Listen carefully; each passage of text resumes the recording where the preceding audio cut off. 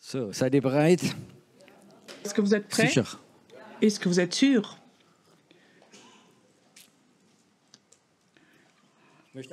J'aimerais commencer avec un verset biblique que vous connaissez tous, que Paul dit. J'aimerais que certains d'entre vous prophétisent. Faux, hein? C'est faux. J'aimerais que tous vous prophétisiez. Quand Paul dit ça, il ne dit pas quelque chose d'impossible, c'est quelque chose qui est possible. Mais si je dis ça, certains vont dire, mais je ne peux pas, mais je ne sais même pas de quoi il s'agit. Dans l'Ancien Testament, il y avait aussi déjà des écoles de prophètes. J'aimerais vous donner certains conseils. Dieu, toi et moi, il nous a créés à son image. Est-ce que c'est juste? Dieu a créé l'humain, l'homme, comme moi je suis. Comme je suis, je vais faire des enfants. Et il a fait l'humain de la terre et il a mis son souffle, son esprit, il l'a mis dedans. Et maintenant, les premiers humains, Adam et Ève, étaient là et la gloire de Dieu était sur eux. C'est juste ça? Est-ce que tu crois que tu es au ciel et que tu rencontres Adam et Ève et tu dis, Seigneur, ça t'as bien fait ça? La gloire de Dieu était posée sur eux, ils étaient au paradis, ils étaient heureux, jusqu'à ce que le serpent soit venu et qu'ils aient péché. Et après, ils ont perdu la gloire de Dieu. Ils n'étaient qu'encore des personnes normales. Et après, nous, en tant que personnes normales, un jour, nous avons rencontré Jésus, où lui nous a appelés, il nous a pardonné nos péchés, et la gloire de Dieu vient et notre esprit vit de nouveau. Ça veut dire, toi, tu es en fait un Adam ou une Ève, et la gloire de Dieu est sur toi. Et la majorité des chrétiens, ils ont la gloire, ils sont sauvés, ils ont la vie éternelle, ils ont tout. Et c'est comme ça, emballé tout au fond d'eux, dans leur cœur. Je suis sûre que si tu le laissais sortir de plus en plus, que les gens dans le monde le verraient. Toi, tu as quelque chose que les autres n'ont pas. Nous avions une fois dans la ville de Zinsheim, on a fait de l'évangélisation de rue, c'est pas loin de Heidelberg, et un jeune homme de notre église vient nous voir. Pierrot, là il y a une femme, j'ai rencontré cette femme. La semaine dernière, elle était à la radio et c'est une voyante très très connue. Et j'ai parlé avec elle et effectivement, à Zinsheim, à la radio, et elle était connue aussi à la radio à Stuttgart. Et je vais parler de toi. Est-ce que tu peux y aller, s'il te plaît? Et vous savez, c'est en été, avec mes Birkenstock, mes shorts, mon t-shirt, et la femme vraiment impeccable. Je vais vers elle, je dis bonjour. Alors elle dit, l'esprit sur vous est beaucoup plus fort que le mien. Et elle est partie. Eux savent très bien, tu comprends? Nous ne le savons pas toujours. C'est juste? Nous ne le savons pas toujours, mais je crois qu'il faut que nous nous préoccupions de plus en plus de cet esprit qui est en nous, qui est la personnalité de Dieu, que de tout le reste. J'aimerais bien commencer avec les femmes. Combien de temps est-ce que vous passez devant le miroir Combien d'argent vous dépensez pour vos crèmes? Ça continue, ça continue. Tout de suite, elles sont rentrées dedans, tout de suite. C'est toi, qu'est-ce que tu as comme marque? Non, non, ok. Combien de temps les hommes passent de temps dans le fitness studio? De transpirer, faire des efforts et applaudir devant le miroir. Je suis à la ressemblance de Dieu. Je dis, c'est pas faux de se préoccuper, de s'occuper de son corps. Mais combien de chrétiens passent des heures et des heures pour faire de la cure d'âme? Je me demande que ceux qui font, est-ce qu'ils ont un canapé pour qu'on puisse être à l'aise là-bas et qu'on puisse tout raconter? Si tu savais que ce Dieu qui a créé l'homme à son image et que sa gloire habite en toi, est-ce que tu le laisserais sortir? Il y a beaucoup de choses qui changeraient dans ta vie. Vous avez déjà remarqué quand quelqu'un vit la nouvelle naissance, tu le regardes le jour d'après. Nous avions dans notre église, je ne dis pas de nom, qui habitait et qui travaillait chez nous à l'église. De nature, ce n'était pas forcément la personne qui était bénie par de la beauté. Et après, il est tombé amoureux d'une femme. Nous étions tous étonnés au bureau. Il était transformé, il était complètement différent. Il est presque devenu beau. Il rayonnait quelque chose. On est 4-5 personnes au bureau, on le regardait et tout de suite on a remarqué, il est tombé amoureux. Il disait oui, j'ai trouvé une femme. Après il s'est marié. Pendant 2-3 semaines, il était transformé. C'était une autre personne. Si tu es né de nouveau, tu as trouvé Jésus. Normalement, on voit ça dans tes yeux. Cette mort est enlevée et la vie de Dieu sort de tes yeux. Mais la majorité du temps, ça se perd de nouveau. Et alors, on essaie, la cure d'âme, de raviver quelque chose. C'est pas faux, mais cette gloire de Dieu que Dieu a mis en nous, si on la laissait sortir, nous n'aurions pas besoin de cure d'âme. Nous n'aurions pas besoin de crème de beauté, tu comprends? Cette beauté intérieure que tu as de Dieu, elle sortirait et tout le reste, c'est des remplacements. Et maintenant, je reviens à la prophétie. Si tu prophétises pour quelqu'un, sur quoi tu prophétises? Sur son corps, son caractère ou sur son esprit? Nous sommes des humains, nous nous laissons influencer, tu comprends? Je vous donne un exemple. J'étais une fois à Stuttgart, il y avait une conférence de pasteurs. On était 40-50 pasteurs là. Et c'était ce temps de Toronto où il y avait cette onction du rire et c'était un temps fort. Et courtement, j'ai donné témoignage de ce qu'on a expérimenté. Et alors, à la fin, il y a un homme qui vient. Il était grand, 1m90. Il avait costard cravate et il avait un attaché-caisse.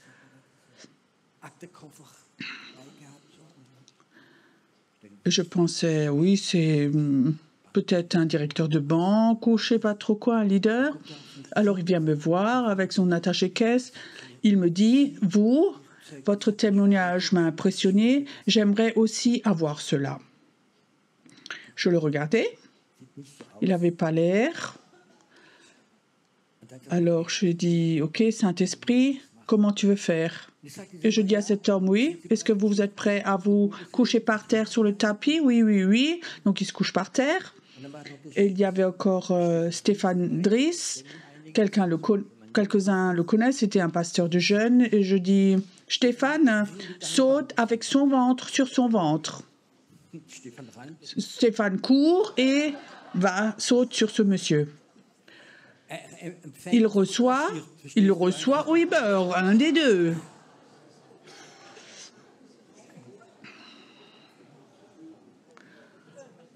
Ça a fait platch comme ça. C'était un platch de ventre à ventre. Et tout d'un coup, cet homme par terre rigole. 10 minutes, il riait dans l'esprit. À la fin, on a aidé pour qu'il se lève. Et je suis curieux, je viens des hommes d'affaires. Et vous travaillez dans une banque ou... Non, je suis pasteur protestant.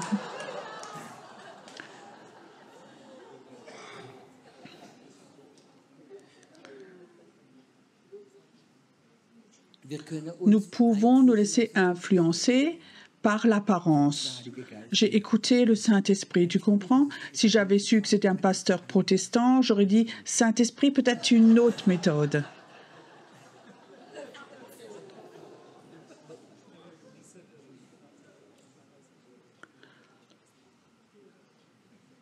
Mais ça signifie nous nous laissons tellement influencer par ce que nous voyons, par l'apparence. Si tu prophétises pour quelqu'un, ne te laisse pas impressionner par l'apparence. Je raconte des choses, mais ne te racontez pas ailleurs. J'étais à Karlsruhe, il y a plusieurs années, il y avait une conférence, et d'Angleterre, il y avait un homme, il avait emmené une école de prophètes avec lui. Donc l'après-midi, je suis allée là-bas, je voulais voir ce qu'il y avait là-bas, et consciemment, j'ai mis un vieux jean, et une vieille chemise à carreaux, et mes Birkenstock, et je pensais je veux les tester. Et tu sais, ça les a beaucoup impressionnés, et je savais que ça les influençait, et j'ai emmené un collaborateur, il avait mis costard cravate, il a eu 3 fois plus de prophéties que moi, il a eu des super prophéties. On peut donc tester, c'est OK. Premièrement, ne te laisse pas influencer par le corps de quelqu'un, l'apparence. Il y avait un temps, je ne veux pas toujours critiquer, mais parfois on peut rire. Il y avait un orateur connu, il avait une onction pour prier pour les gens qui ont du surpoids. Et quand il prie, en quelques secondes, 20, 30 kilos peuvent disparaître.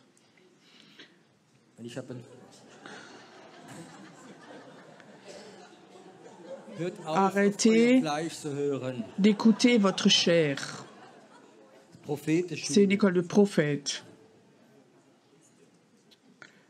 Et je sais encore un ami que certains connaissent.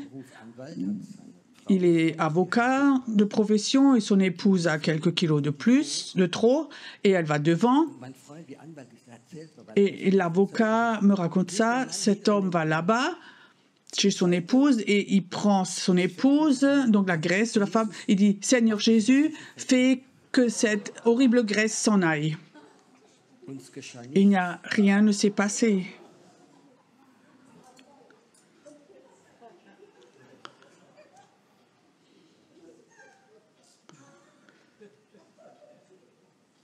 Oui, je peux vous raconter une blague charismatique. Annie, tu peux venir? Ina vient chez moi. Pierrot, tu peux venir? J'aimerais devenir belle. OK? Et je prie, Jésus, s'il te plaît, rends-la très, très, très jolie. Et ça n'a pas marché.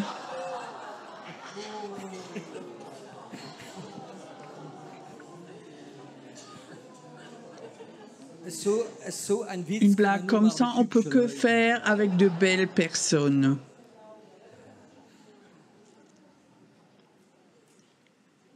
OK, premièrement, ne te laisse pas influencer de l'apparence d'une personne. Ce n'est pas facile quand quelqu'un vient te voir. Tu peux profiter sur moi, alors on voit la personne. Nous sommes influencés. Il y avait une fois un temps, j'ai fait ça plusieurs fois. Dieu m'a dit...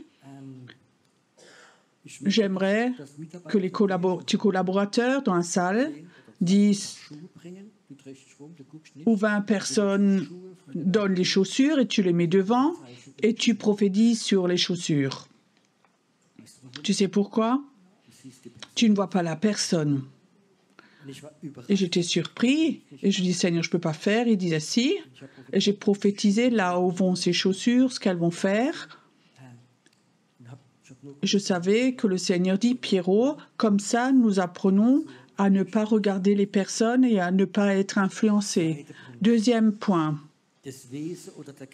l'être ou le caractère d'une personne. L'être ou le caractère, c'est quelque chose d'important. Souvent, on peut le voir. Un pasteur, c'est le berger de l'âme, de la psyché, du caractère. Et si tu es pasteur et que tu as une église, ils ont un bon caractère. C'est tellement facile d'être pasteur, c'est juste. Aimant, humble, serviable, amical. Alors tu es pasteur et tu as beaucoup de personnes dans ton assemblée. Tu sais plus, tu as beaucoup d'anciens. Tu voudrais tous les prendre de préférence, mais vous savez qu'il y a des personnes, ils ont un bon caractère, mais spirituellement, ils sont un peu pas tout à fait bons. Et il y en a d'autres, de nature, c'est des rebelles, ils discutent. Le pasteur n'aimerait pas avoir de personnes comme ça, de préférence, il les envoie ailleurs dans d'autres églises. Mais Dieu veut utiliser ces personnes-là. C'est bizarre, hein? Dieu ne regarde pas au caractère. Il regarde à cet esprit qui est dedans. Je crois que c'est quelque chose qui est très important. Je crois que c'est quelque chose qui est important, qu'on ne regarde pas au caractère de quelqu'un. Si tu fais beaucoup de cure d'âme, on peut voir son caractère, son attitude corporelle aussi. Et quand tu prophétises, tu ne peux pas te laisser influencer par le caractère du corps, de l'attitude, de l'apparence. Tout ça, il faut que tu l'enlèves. Tu prophétises à la personne née de nouveau, à son esprit, parce que Dieu va prendre son esprit pour aller dans l'appel, pas son caractère, son apparence ou ses capacités. L'esprit qui est dans la personne a été créé à l'image de Dieu et la gloire de Dieu est dedans. Et je peux te dire, chez certaines personnes, nous ne pourrons pas le voir. Peut-être par le passé, beaucoup de déceptions. Les gens viennent te voir et tu dois prophétiser et tu penses, c'est tout sauf des chrétiens. Et Dieu dit, celui-là, je veux le prendre, celui-là, je le veux. Il y a des histoires comme ça dans la Bible. Vous connaissez tous un grand prophète, Samuel. Lorsqu'il cherchait un nouveau roi, il est allé au père de David. Il a vu les grands-fils, 7. Et Dieu dit, pas celui-là, pas celui-là, pas celui-là, pas celui-là. Et le petit berger, là, c'était celui-là, là. Même le prophète Samuel s'est laissé influencer de l'apparence. Et en moi, alors, j'ai vu ces choses-là, en moi, où je pensais, là, je me suis trompée. Mais Dieu ne se trompe pas. Je vous raconte juste un dernier exemple. Quand j'étais nouveau converti, j'étais à Majorque, à une conférence, un séminaire. Il y avait ce beau man, ce prophète qui était là. Et après chaque prédication, j'étais nouveau croyant. À la fin de la prédication, je prie maintenant, je ferme les yeux et je dis, Seigneur, qu'est-ce que tu veux faire? Alors il fait, Yes Lord, Yes Lord, Yes Lord. Il ouvre les yeux et il va voir les personnes et il prophétise. Je pensais, c'est bizarre ça. Il fait ça après chaque prédication et je disais, Seigneur, si c'est de toi, je ne peux pas le croire. Alors il faut qu'il vienne tout de suite me voir. Et effectivement, il dit oui, oui, Seigneur, yes, Seigneur, il va vers moi et il prophétise ce qui aura les 30 prochaines années. C'était précis et bon. Et de lui, j'ai appris quelque chose. Et je disais, Seigneur, je veux aussi avoir ça quand je prêche. Pour ceux qui me connaissent, à la fin de la prédication, je ne dis pas Amen, bénissez, je vous soyez bénis et partez. Mais je dis, Seigneur, qu'est-ce que tu veux faire? Est-ce que c'est important, ça? Je me rappelle encore, c'était à Sandhausen. J'avais prêché, j'avais prié. Et je descends de la scène. Il y avait une petite scène de 3-4 marches. Et je vais déjà direction banc. Et le Seigneur dit, tu as oublié quelque chose, retourne, monte. Et il disait stop. Et le Seigneur dit, Tu es là cet après-midi, c'était la dernière décision. Ne fais pas ce que tu voulais, mais viens là. Et une femme est venue devant et la femme raconte, certains peut-être la connaissent, c'est Gertchen. Elle racontait, elle était chez elle à la maison, elle n'était pas croyante, elle a fait faillite, elle a perdu son argent, son ami l'a quittée, elle a décidé de se suicider. Et elle écrit encore une lettre d'adieu. Alors elle a écrit la lettre. Elle avait déjà son poison et le téléphone sonne. Et quelqu'un au téléphone qu'elle ne connaît pas et la personne dit « Ne fais pas ce que tu veux faire, mais lève-toi et va à Sandhausen au culte. » Elle nous a trouvés, elle vient, elle rentre derrière. À la fin du culte, je descends et le Seigneur dit « Remonte encore une fois et dis-le. » Et là, elle s'est convertie alors. Elle ne s'est pas suicidée. C'est tellement important quand tu as prêché et la prédication a purifié l'atmosphère, c'est plus facile de prophétiser. Ne te laisse pas influencer du caractère des gens. Je peux te dire, c'est parfois difficile parce que je suis aussi un humain. Et quand tu es pasteur, il y a des personnes, c'est des chrétiens difficiles, d'autres c'est des rebelles, d'autres c'est très gentils, ils font tout ce que tu dis, ils font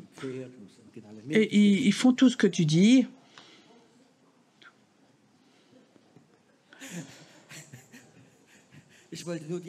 Je voulais juste vous rendre attentif. Alors, il y a des personnes bizarres, comme moi, que Dieu utilise.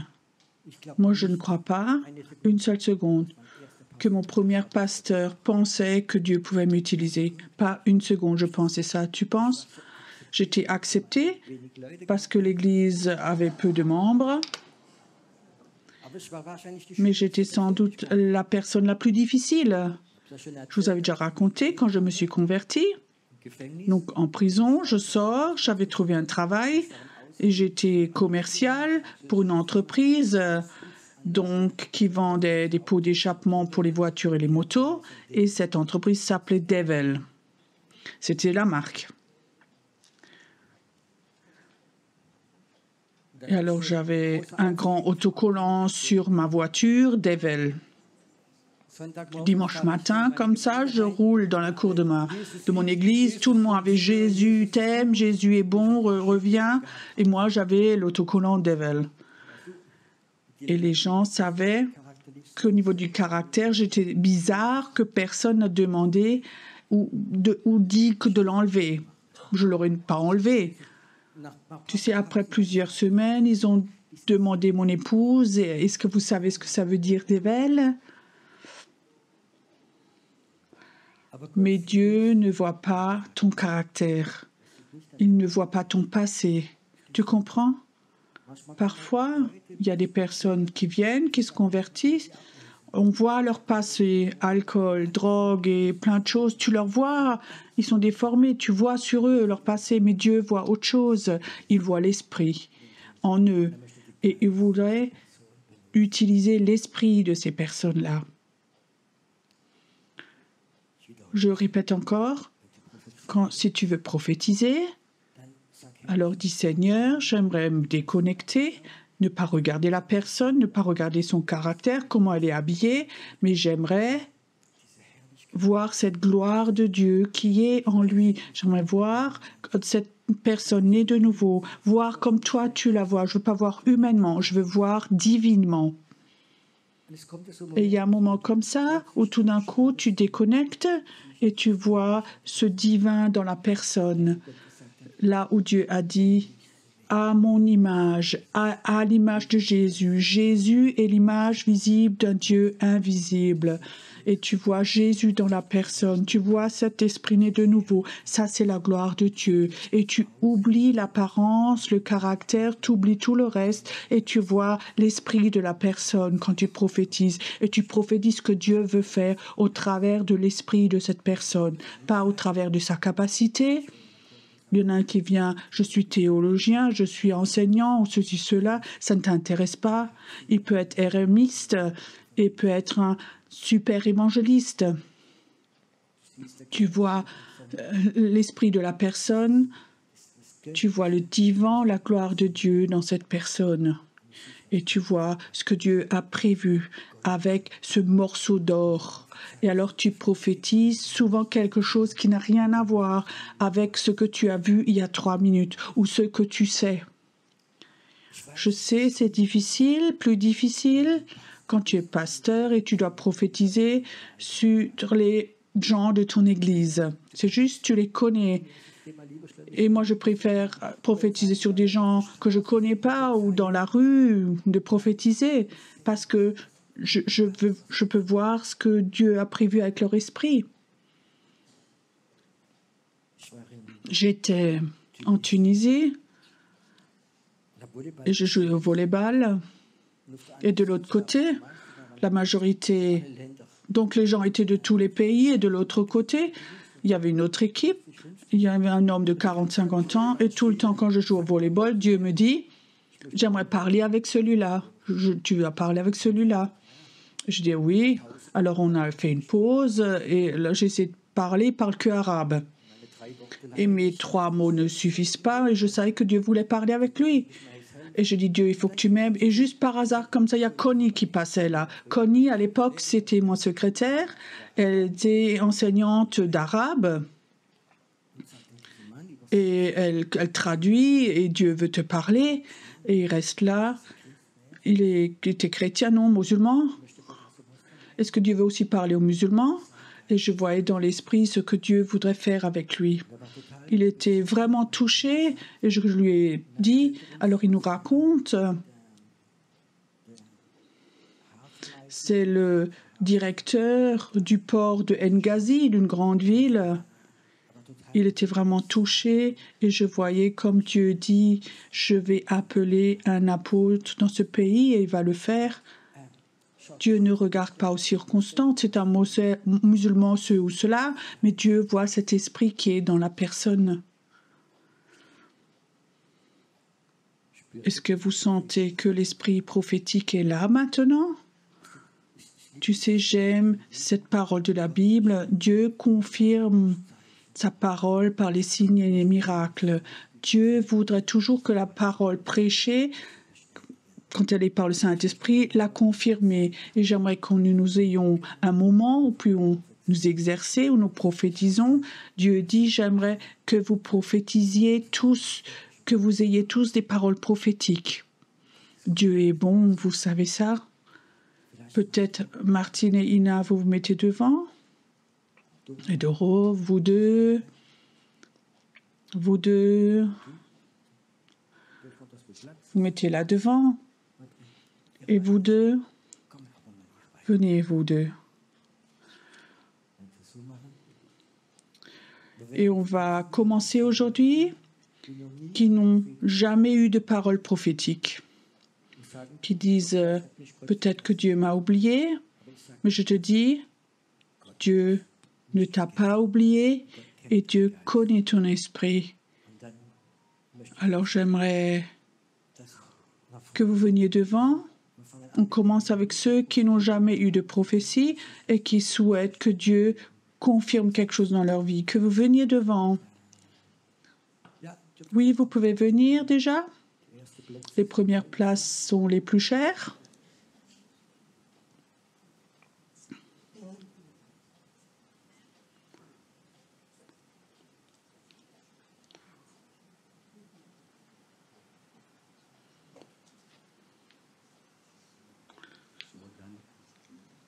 Vous pouvez venir les uns derrière les autres. On va prier pour vous.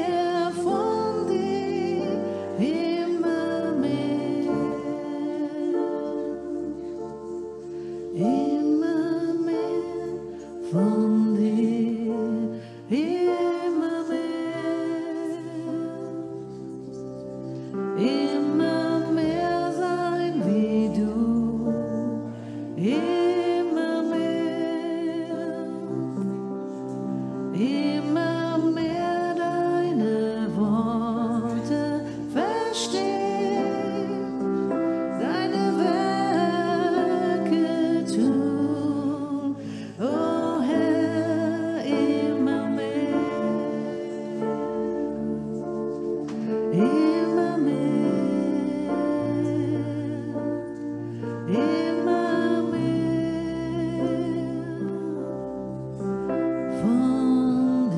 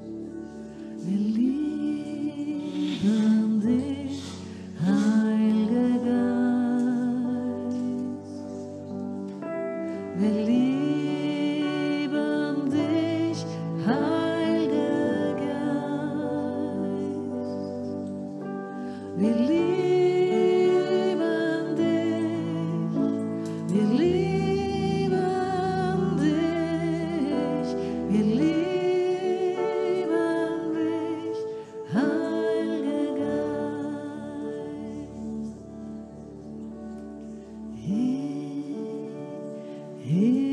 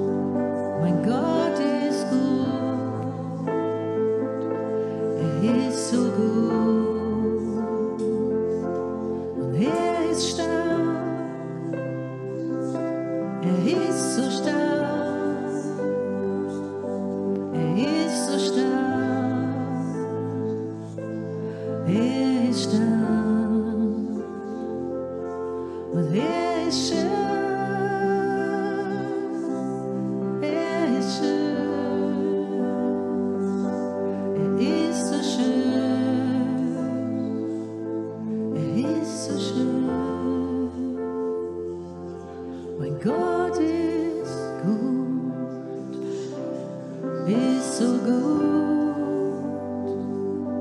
mein Gott ist gut zu mir. Mein Gott ist gut,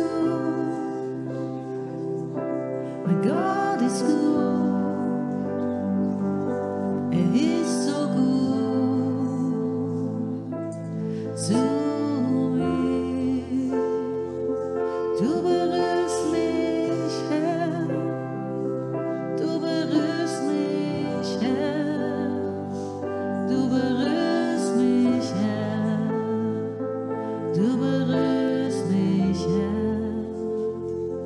Er berührt dich, ja, er berührt dich jetzt, er berührt dich jetzt, er berührt dich jetzt, berührt dich jetzt, er berührt dich jetzt, er berührt dich jetzt, berührt dich jetzt. Mein Gott ist gut, Gott ist gut, mein Gott ist gut, er ist so gut, mein Gott ist gut, so gut, Gott ist gut, Gott ist gut, Gott ist gut.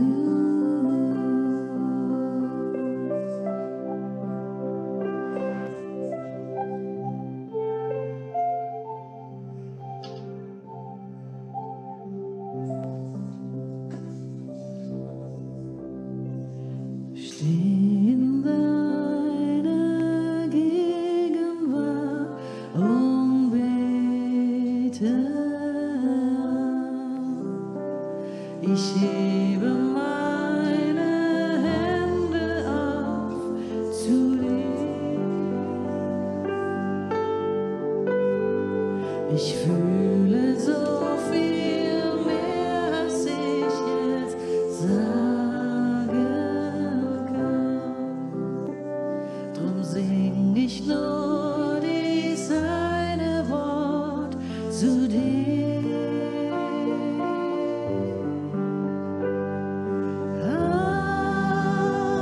Halleluja,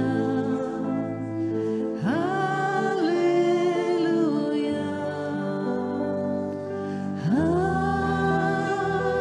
Halleluja. Ich erhebe dich. Halleluja, Halleluja. Ich erhebe dich, oh Herr. Ich erhebe dich, oh Herr. Steh in deiner Gegenwart und bete an. Ich hebe meine Hände auf zu dir.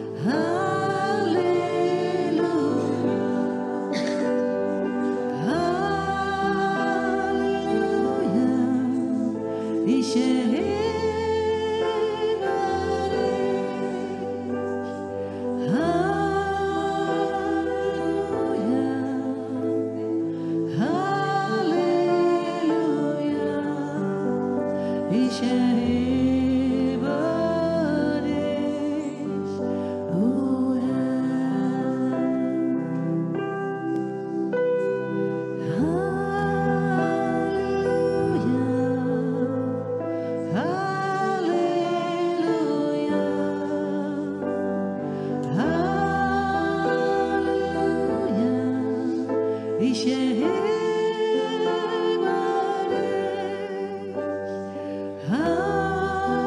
Halleluja, Halleluja, ich erhebe dich, o Herr. Ich erhebe dich, o Herr, meinen Gott. Oh, du bist mein Gott, ja, du bist mein Gott, ja, du bist mein Gott, ja,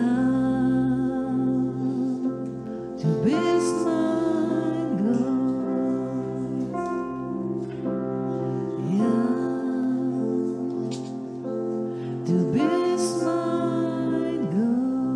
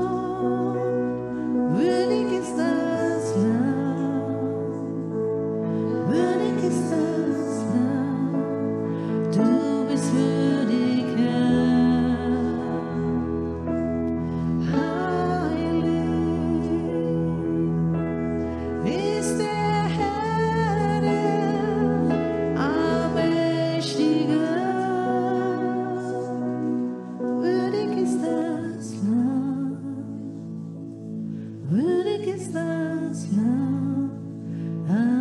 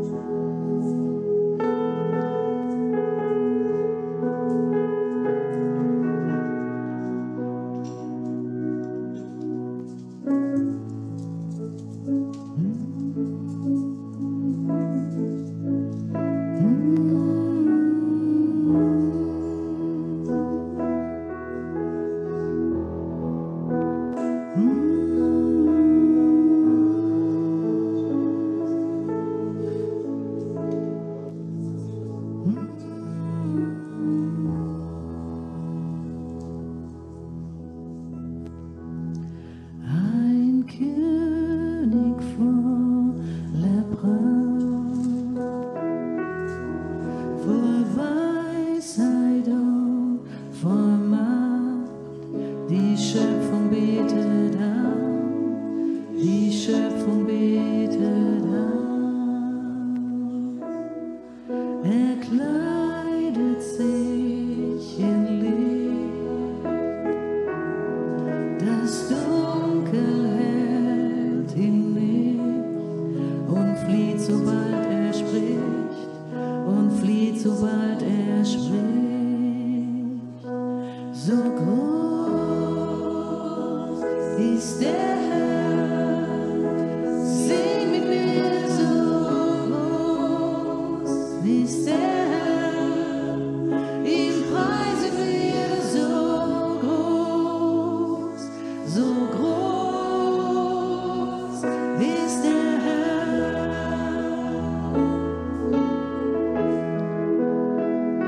So groß ist der Herr, sing mit mir, so groß ist der Herr, ihn preisen wir,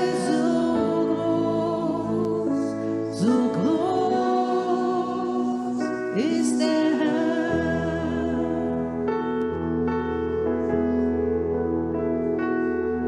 Von Anbeginn der Zeit bis in die Ewigkeit bleibt er derselbe Gott, bleibt er derselbe Gott. Als Vater, Sohn und Geist, den alle Schöpfung preist, als Löwe und als Lamm, als Löwe und als Lamm. So groß ist der Herr, sing mit mir, so groß ist der Herr, ihn preisen wir, so groß ist der Herr. Ja, sein Name sei erhöht, denn er verdient das Lob. Oh, wir singen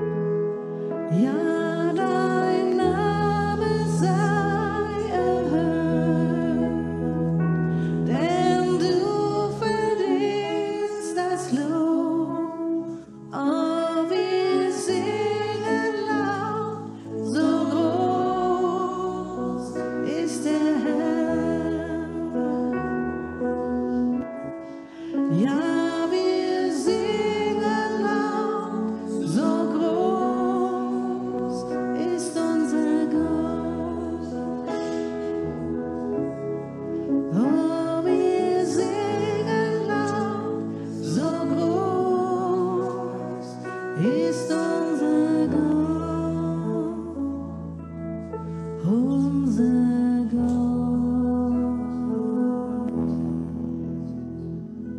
So groß ist unser Gott. Ich bitte dich an, Allmächtiger.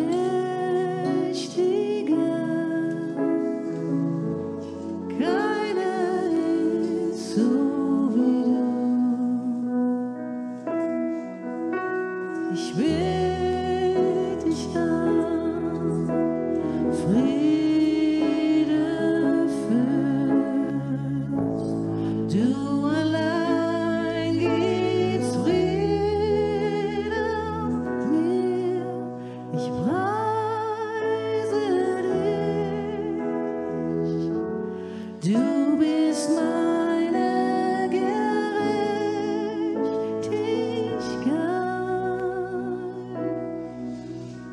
Ich bitte dich an, Allmächtiger. Keiner ist wie du. Ich bitte dich an, Allmächtiger. Keiner ist wie du. Ich bitte dich an, mein Friede Fürst, du allein gibst Frieden mir. Ich preise dich, du bist meine Gerechtigkeit. Ich bitte dich an, Allmächtiger. Keiner ist wie du. Keiner ist wie du. Ich bitte dich an, Allmächtiger. Keiner ist so wie du. Ich bitte dich an, mein Friede Fürst, du allein gibst Frieden mir. Ich preise dich, du bist meine Gerechtigkeit.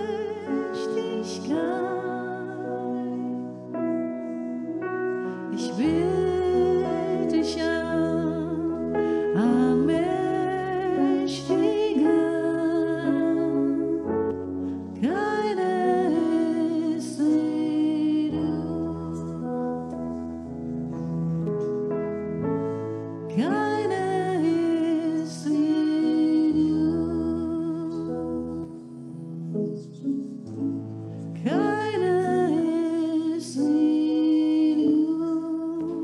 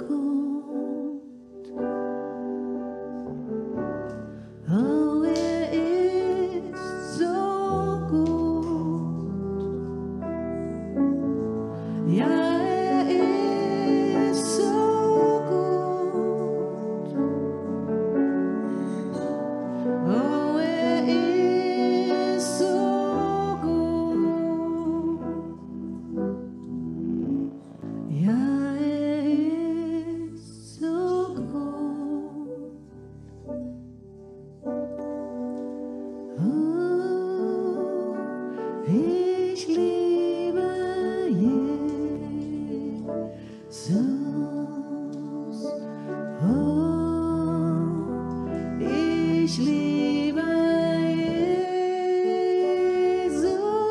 Jesus. Ja, ich liebe Jesus. Er hat mich zuerst geliebt.